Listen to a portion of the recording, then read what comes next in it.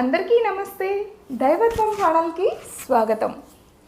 దీపావళి పండుగ మొత్తం 5 రోజుల పండుగట. మరి ఈ 5 రోజులు ఏ రోజు ఏమేం పూజలు చేస్తారు, ఈ 5 రోజుల యొక్క ప్రత్యేకత ఏంటి, అలాగే దీపావళి పండుగ యొక్క విశిష్టత ఏంటి అనే విషయాలన్నీ కూడా ఈ వీడియో చూసి తెలుసుకుందాం. చెడుపై మంచి గెలిచిన విజయానికి ప్రతీకగా మనం దీపావళి పండుగ జరుపుకుంటాం. మన ఇంటికి ఎన్నో కొత్త వెలుగుల్ని తీసుకొస్తుంది దీపావళి పండుగ. అశ్వయుజ బహుళ అమావాస్య నాడు మనం ఈ దీపావళి పండుగ జరుపుకుంటాం. పురాణ కథల ప్రకారం భూదేవి వరాహస్వామికి అసుర సమయంలో జన్మించిన పుత్రుడే నరకాసురుడు.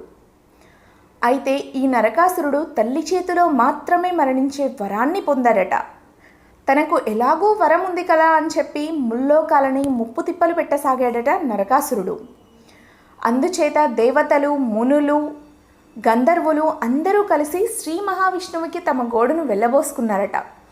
అందుచేత శ్రీ మహావిష్ణువు ద్వాపరయుగంలో శ్రీకృష్ణుడిగా అవతరించి సత్యభామ చేత నరకాసురుణ్ణి వధిస్తాడు.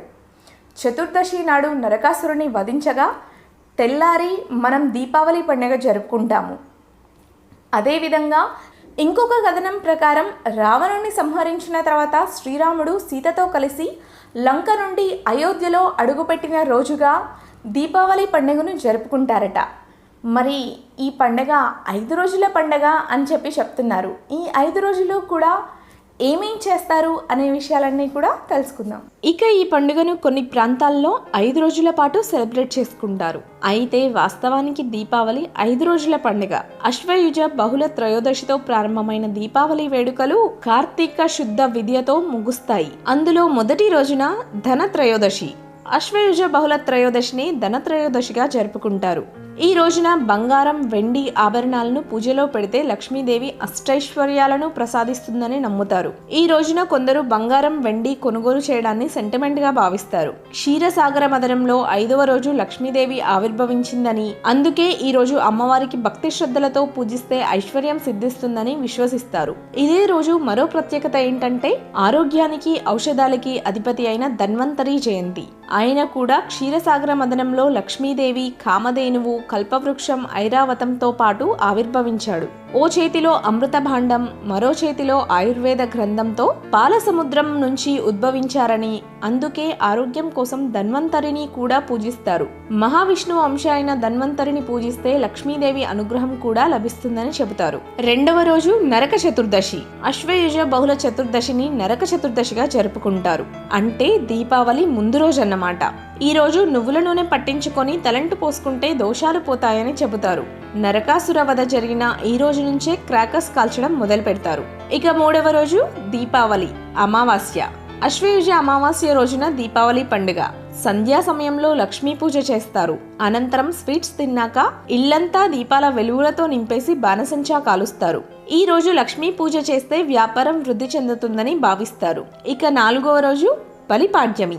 దీపావళి మర్నాడు అంటే కార్తీక మాసం మొదటి రోజుని బలిపాడ్యమి అని అంటారు. చతుర్దశి రోజు విష్ణుమూర్తి పాతాళానికి అణచివేసిన బలి చక్రవర్తి తిరిగి భూమి మీదకి వచ్చిన రోజు అని చెప్తారు. మహారాష్ట్ర వాసులు ఈ రోజును నవ దివస్ గా భావిస్తారు. గుజరాతీయులకు ఇది ఉగాది. మరోవైపు శ్రీకృష్ణుడు గోవర్ధనగిరినెత్తి రేపల్లె వాసులను కాపాడనిది ఇదే రోజు. ఇక 5వ రోజు యమ విధియ. దీపావళి నుంచి 2వ రోజు కార్తీక మాసంలో 2వ రోజు వచ్చే విధియను యమ విధియ అంటారు. ఇంకా అర్థమయ్యేలా చెప్పాలంటే పురాణాల్లో మరో రాఖీ పండగ అన్నమాట. దీన్నే యమ ద్వితీయ అని కూడా అంటారు. ఈ రోజున సోదరుడికి స్వయంగా వడ్డిస్తారు సోదరీమణులు. సోదరి చేతి భోజనం తిన్న సోదరుడికి ఆయురారోగ్య ఐశ్వర్యం సిద్ధిస్తుందని విశ్వసిస్తారు. దీని వెనుక ఒక కథ కూడా చెప్తారు. సూర్య భగవానుని కుమారుడు యముడు. ఆయన సోదరి యమున. ఆమెకు సోదరుడంటే ఎంతో అభిమానం. ఎన్నిసార్లు ఇంటికి ఆహ్వానించినా యముడు మాత్రం క్షణం తీరిక లేకుండా ఉండేవాడు. అయితే కార్తీక విధియ రోజు తప్పకుండా రావాలని చెప్పి వాగ్దానం తీసుకుంటుంది యమున.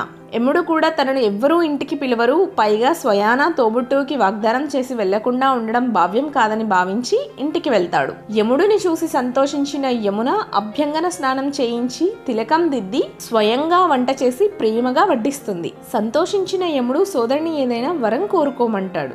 ఏటా ఇదే రోజున తన ఇంట విందుకు రావాలని కోరుతుంది. సరే అని చెప్పిన యముడు సోదరుల మధ్య ఆప్యాయతకు ఈ పర్వదినం ఆదర్శంగా నిలుస్తుందంటాడు. ఆ రోజు నుంచి ఏటా కార్తీక మాసంలో 2వ రోజు విదియ రోజు సోదరులు సోదరి ఇంటికి వెళ్లి భోజనం చేయడం విధిగా వస్తోంది.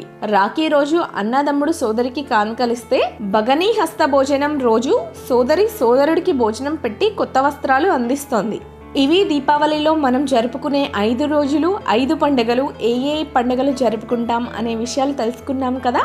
ఈ విధంగా దీపావళి పూజ చేసుకుంటారు అందరూ కూడా. ఇలాంటి మరిన్ని విషయాల కోసం దైవత్వం ఛానల్ని సబ్స్క్రైబ్ చేసుకోండి.